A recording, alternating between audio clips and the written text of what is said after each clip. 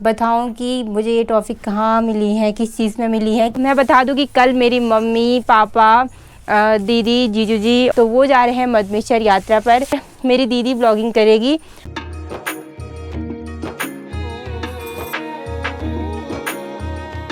Hello दोस्तों, हो गई एक नई दिन की शुरुआत। पहले तो आप सभी को मेरा प्यार भरा प्रणाम। स्वागत करती हूँ मैं आरती रावत आप सभी का देवभूमि उत्तराखंड में और अपनी मधमेश्वर वैली में और अपनी मधमेश्वर वैली के प्यारे से गांव भटवाड़ी में। आई होप आप सभी लोग स्वस्थ होंगे, मस्त होंगे। मैं भी एकदम परफेक्ट हूँ।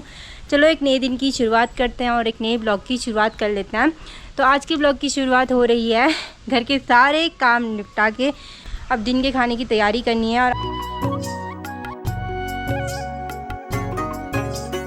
मम्मी गई थी साड़ी लगाने क्योंकि कल रात काफ़ी बारिश हुई। तो आज जो सट्टी होता है ना, धान होता है, उसमें अच्छा लोगों को मौका मिला हुआ है साड़ी लगाने का, क्योंकि साड़ी लगाने के लिए बारिश होना बहुत ज़रूरी है। दोस्तों मैं आ चुकी हूँ अपने कमरे में और वैसे मुझे ना ये मेडल्स वगैरह साफ़ करने थे। तो मैं यहाँ पर अपनी सारी ट्रॉफ़ी वगैरह साफ़ कर रही थी। तो मैं सोची थी क्यों ना मैं बताऊं कि मुझे ये ट्रॉफ़ी कहाँ मिली है, किस चीज़ में मिली है। क्योंकि ये ऐसा होता है ना, हमारे लिए मेमोरेबल होती हैं ये चीज़ें, क्योंकि उस टाइम पे इनकी बहुत वैल्यू होती है जिस दिन हमें मिलती हैं।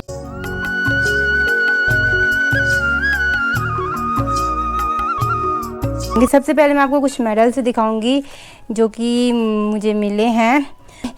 मेडल्स ऐसा होता था ना, रैली वगैरह हम जाते थे तो वहाँ हमें ये मेडल्स अक्सर मिला करते थे, या तो किसी प्रतियोगिता में मिलते थे, ड्राइंग प्रतियोगिता में। ये मेडल है ना, ये वाला मेडल, थोड़ा सा मेडल उलझ गए हैं साथ में, पर ये वाला मेडल जो है ये खेल कुंभ का है, जो कि मेरे भाई को मिला हुआ है। तो दोस्तों जो हमारा ओमकारेश्वर टेम्पल है ना, जो कि डंगवाड़ी गांव है, हमने वहाँ स्वच्छता की थी। तो स्वच्छता सेवा में नगर पंचायत के द्वारा हमें एक स्कूल में एक प्रतियोगिता दी गई थी कि बच्चों द्वारा स्वच्छता अभियान किया जाएगा, स्वच्छता ही सेवा है। तो उस टाइम पे ये मेडल हमें मिला था। अपने निकट के ओमकारेश्वर टेम्पल में सफाई की थी और उसी के बगल में जो हमारा डंगवाड़ी गांव है, वहाँ पर भी गदेरा बोल सकते हैं उसको, वहाँ हमने स्वच्छता की थी, नगर पंचायत वालों के साथ हेल्प की थी। तो उस पर मुझे ये मेडल मिला हुआ है। ये मेडल भी मुझे वहीं मिला हुआ है, स्वच्छता ही सेवा है उसमें। तो दोस्तों ये तो हो गई मेडल्स की बात। और काफ़ी मेडल्स भी हैं इधर उधर कमरों में रखे हुए, इतना मिलते नहीं हैं हमें। काफ़ी स्कूल टाइम पे ना थोड़ा ट्रॉफ़ी कम मिला करती थी 6 से 10th तक। उस टाइम पे हमें ना यूज़फुल चीज़ें ज़्यादा मिलती थी, जैसे टिफ़िन, कलर और किट वगैरह होता है, बॉक्स वगैरह रखने का, कलर होते हैं, बहुत सारी चीज़ें, पेन होती हैं, डायरी होती थी और डिक्शनरी वगैरह होती थी, बुक्स वगैरह होती थी। ये ज़्यादा हमें ये चीज़ें मिलती थी। 6 से 9th तक मैं हमेशा अपनी क्लास में फर्स्ट डिवीज़न से पास हुई हूँ। मतलब काफ़ी अच्छा लगता है। और मैंने जो अपनी 6 से 10th तक की शिक्षा प्राप्त की है वो राजकीय कन्या उच्चतर माध्यमिक विद्यालय से की है। और मैं उस विद्यालय का ऋण कभी नहीं चुका पाऊँगी, क्योंकि उस विद्यालय ने मुझे ना एक चुपचाप वाली बच्ची, जो मतलब खुद में दबी, मतलब बोलती तो मैं बहुत ज़्यादा थी, पर विद्यालय ऐसी जगह पे ज़्यादा नहीं बोलती थी। घर पर तो मेरा मुंह हर किसी बच्चे का मुंह चलता ही है, बहुत तेज़ मुंह चलता था पहले मेरा, पर विद्यालय में मैं बहुत शांत स्वभाव की थी।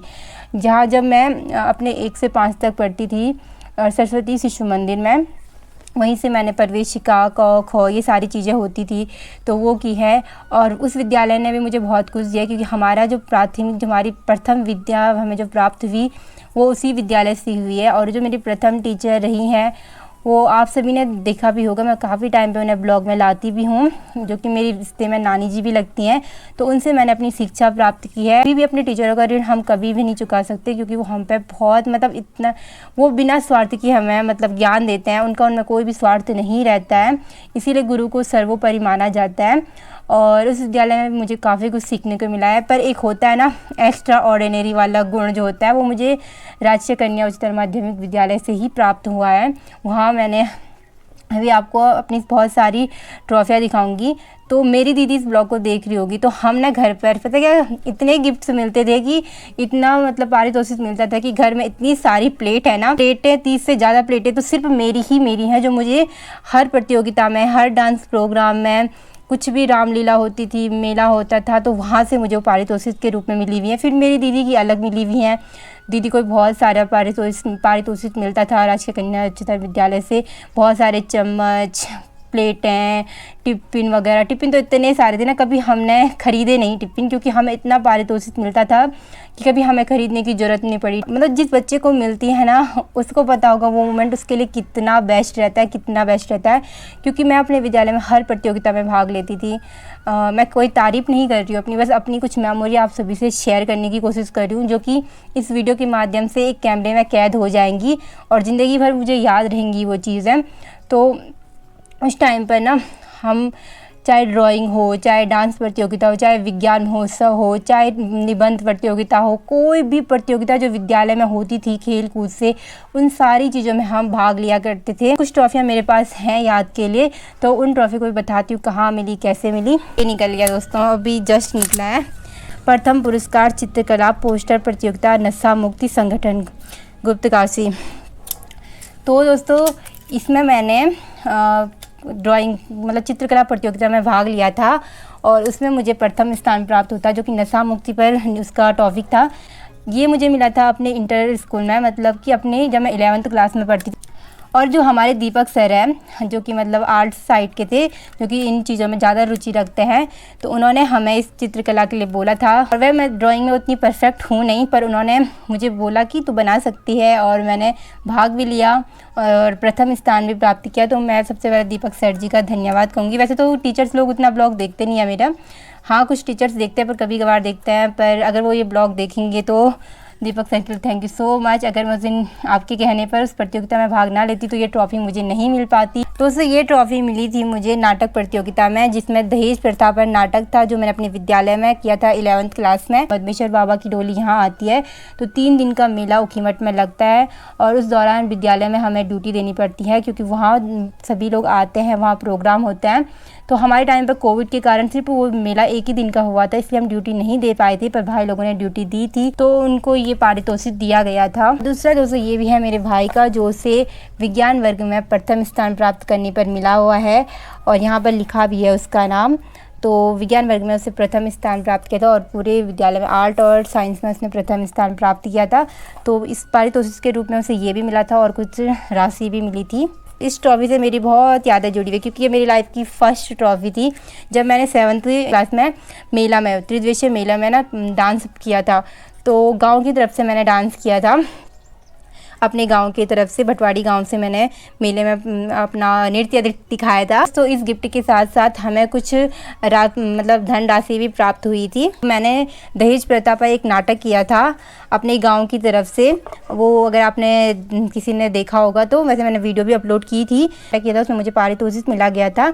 और एक मैंने नृत्य भी किया था, उस पर मुझे पारितोषिक मिला गया था, पर मैं थोड़ा कंफ्यूज हूँ कि मुझे कौन सी ट्रॉफ़ी मिली थी। अब दोस्तों इस ट्रॉफ़ी की तरफ चलते हैं। यूथ एंड इको क्लब द्वारा मुझे ये ट्रॉफ़ी मिली गई थी। ये राजकीय इंटर कॉलेज में ये ट्रॉफ़ी मिली थी, पर मुझे याद नहीं है मुझे ये किस चीज़ में मिली थी, क्योंकि मैं बोल रही हूँ ना, हम कुछ ना कुछ करते रहते थे, क्योंकि विद्यालय में ये प्रतियोगिता हमेशा होती रहती थी कुछ ना कुछ, तो उतना याद नहीं है मुझे। पर मुझे लग रहा है शायद कुछ GK प्रतियोगिता या ऐसा कुछ हुआ था जिसमें मैंने ये ट्रॉफ़ी ली थी। समग्र शिक्षा माध्यमिक रुद्रप्रयाग द्वारा आयोजित जनपदीय कला उत्सव में वाद्य संगीत बालिका वर्ग तृतीय स्थान। मतलब मैंने हारमोनियम बजाई थी रुद्रप्रयाग में, जो कि हमारी जनपदीय स्तरीय कला उत्सव में बजाई गई थी। तो उसमें मैं 3rd स्थान मेरा आया था हारमोनियम बजाने पे, तो वहाँ मुझे मिली थी, पर टूट चुकी है। तो हारमोनियम भी थोड़ा बहुत मुझे बजानी आती है, पर काफ़ी टाइम अगर उसके टच में ना रहो तो वो भी भूली जाती है। कॉपी का साइज़ देखकर आप ये मत सोचना कि छोटी है तो कुछ नहीं। गिफ्ट मतलब पारितोषिक में मिलना भी ना, एक पेन भी ना, जो एक पेन की भी बहुत अहम भूमिका रहती है हमारी लाइफ में। ये ट्रॉफ़ी मिली थी, ये मेरी दीदी को मिली थी, वो भी उसने जनपदीय स्तर में नाटक प्रतियोगिता की थी, उस पर उसे ये गिफ्ट मिला था। मेरी दीदी को हमसे बहुत ज़्यादा गिफ्ट मिले हुए हैं, पर मैं कह रही हूँ ना, स्कूल टाइम पे होता ऐसा था कि ज़्यादा ट्रॉफ़ी वगैरह नहीं मिलती थी हमें यूज़फुल चीज़ें मिलती। पारितोषिक में मिली हुई एक पेन की कीमत भी बहुत ज़्यादा होती है, लिटरली बहुत ज़्यादा होती है। मतलब उसकी वैल्यू किसी से नहीं, उसकी तुलना किसी से नहीं की जाती है। और प्लेटें तो अभी भी हमने संभाली हुई हैं, बहुत सारी प्लेटें मिली हुई है, 30 प्लेटें 30-35 प्लेटें मुझे ही मिली हुई हैं, फिर उतनी प्लेटें मेरी दीदी को मिली हुई हैं, तो इतनी सारी प्लेटें हमें मिली थी पारितोषिक में। तो हो चुका है शाम का टाइम और मम्मी यहाँ पे काट रही है, नहीं ये तो भाई है। अरे मुझे लगा मम्मी पेड़ काट। आज घर पर पापा भी आ चुके हैं और थोड़ी देर में दीदी और जीजू जी भी आने वाले हैं मेरे। तो मैं बता दूं कि कल मेरी मम्मी पापा दीदी जीजू जी और आई और ताऊ जो है मेरे गांव में, तो वो जा रहे हैं मधमेश्वर यात्रा पर। मैं तो नहीं जा रही हूँ, पर मेरी दीदी ब्लॉगिंग करेगी और मैं इसी मंथ चली भी गई थी, इसलिए मैं नहीं जा रही हूँ। मम्मी कैसा लग रहा है आपको? अच्छा लग रहा है भाई।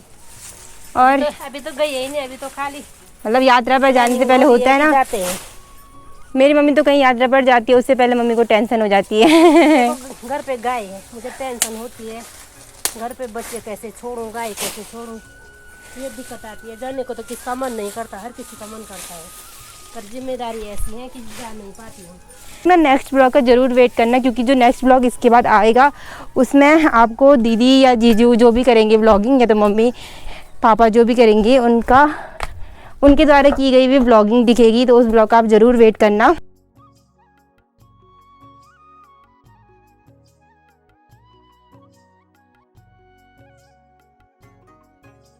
तो अभी दोस्तों केदारनाथ से सारे खच्चर वगैरह वापस आने लग गए हैं, क्योंकि अब यात्रा कम होने लग गई है।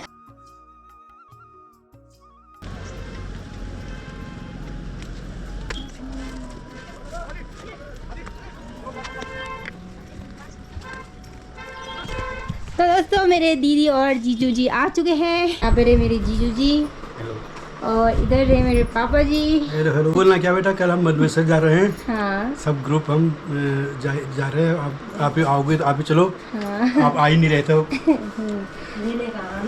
तो यहाँ पर जी मम्मी हेलो करो। तो चारों मेंबर जा रहे हैं कल मधमेश्वर। आप सबकी यात्रा मंगल में हो, ठीक है।